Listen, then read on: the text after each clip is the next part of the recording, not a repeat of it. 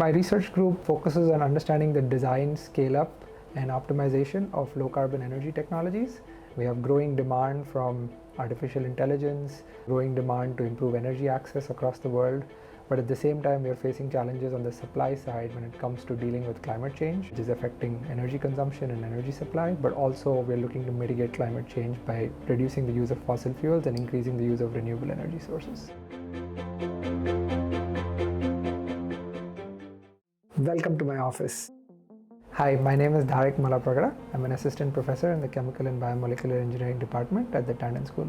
We develop computational tools to simulate operation of low-carbon energy technologies, understand how they could be scaled up, and identify bottlenecks at an early stage so that we can help facilitate and accelerate their adoption to maximize impact. When we think about the energy transition, we have to recognize that we are moving from a system where we have relied on these hydrocarbons, which are predominantly driving all of our energy needs today, towards weather-dependent renewable energy sources like solar and wind, which are by nature intermittent and very variable from location to location. This means that our energy system has to adapt and look very different in principle compared to the systems we are using today.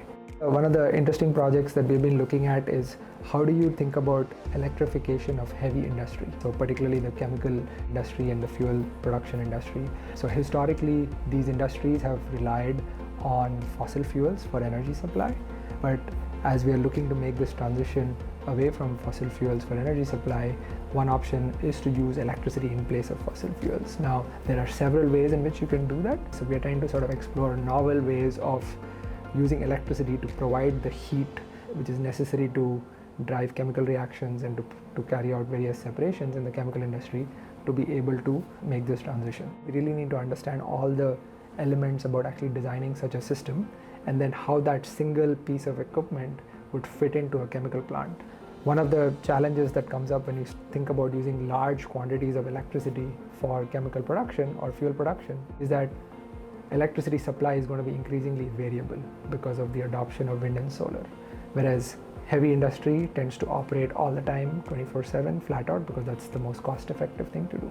So if we are going to electrify the industry, we also need to rethink how we think about industrial use of energy. So maybe on a hot day when there's a lot of demand for electricity, it may actually be beneficial for industries to cut down their consumption so that we don't have a supply shortage of electricity on those kind of days. So we need to think about how do we design these processes that can dynamically adjust their chemical production. My group develops computational models to rethink the design paradigm of chemical processes, which then can allow folks thinking about deploying some of these technologies and scaling up some of these technologies to really understand the value proposition.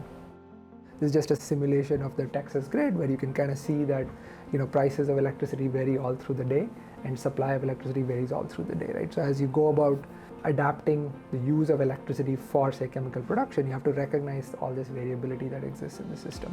When we start to design electrification-based concepts for chemical industries, we really have to be recognizing not just how electrification changes the process, but how the process will have to interact with the electric grid. In my group, we develop models that can simulate how the chemical plant will interact with the electric grid so that we can actually understand those interactions and recognize potential bottlenecks that then can be addressed during the technology development stages. This is just an example where you get apps nowadays that tell you exactly what your carbon footprint is at any given point based on your own consumption of electricity and where you're connected to the grid. The vision is that we can develop frameworks that allow large consumers of electricity also readily appreciate what their carbon footprint is and how their subsequent actions, whether to consume more electricity, whether to procure energy storage, procure electricity, will influence their carbon footprint. We build models that can simulate the operation of the electric grid and the addition of new resources, both on the supply side and the demand side.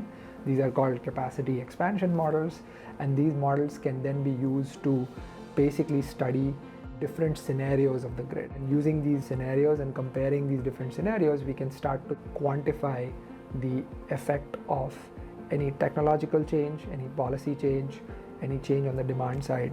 That systematic approach allows us to then pinpoint the true impact of any one disruption to the system. Another big topic that we are looking at in my research group is around decarbonizing buildings, where again the main challenge around decarbonizing buildings today is that we use a lot of natural gas to provide heating in buildings, and much of that natural gas is supplied through a network of natural gas distribution and transmission infrastructure that needs to be considered in the transition as we go away from using natural gas. Simply switching from natural gas to electricity solves the emissions problem at your home, but then one has to account for all this infrastructure that's been laid out. As we are adding more infrastructure to support the grid, we're also possibly removing and retiring some of the infrastructure associated with natural gas, but we want to do this in a very balanced way because some of this gas infrastructure also actually supports power generation today. We build models with the main idea of trying to understand how do we make this transition while making sure affordability, reliability, policy objectives are satisfied.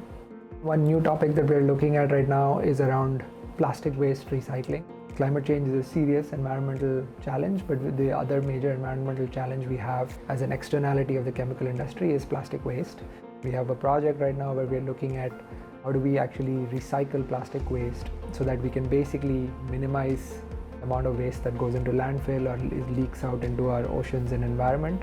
The challenge is fundamentally around dealing with the complex materials that plastics are, but now breaking all that apart and doing so in an energy efficient and carbon efficient manner so that the process of recycling plastic waste does not create itself an energy burden onto the energy system. And then the same issue around tracking how successful we are in minimizing plastic waste and developing what's called a circular economy, where we take materials from their end of life and then go back to the beginning of life and continue to use them for a number of cycles, is also a challenge, because much of the time what happens is as a material goes from one stage of its life to another, there is some leakage of material that happens, and we need to be able to trace what is virgin material that has come in and what is recycled material that has come in. So we have an analogous problem in the plastic waste area where we need to be looking at how do we track the use of recycled materials that allows for creating incentives for increasing use of recycling,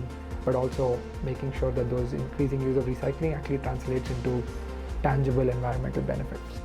I grew up in India, spent a lot of time in that country, and that informed a lot of my thinking around how we can actually meet this growing demand for energy. I did my PhD in the topic of energy systems, and so that got me thinking about these intricacies that exist with today's energy systems.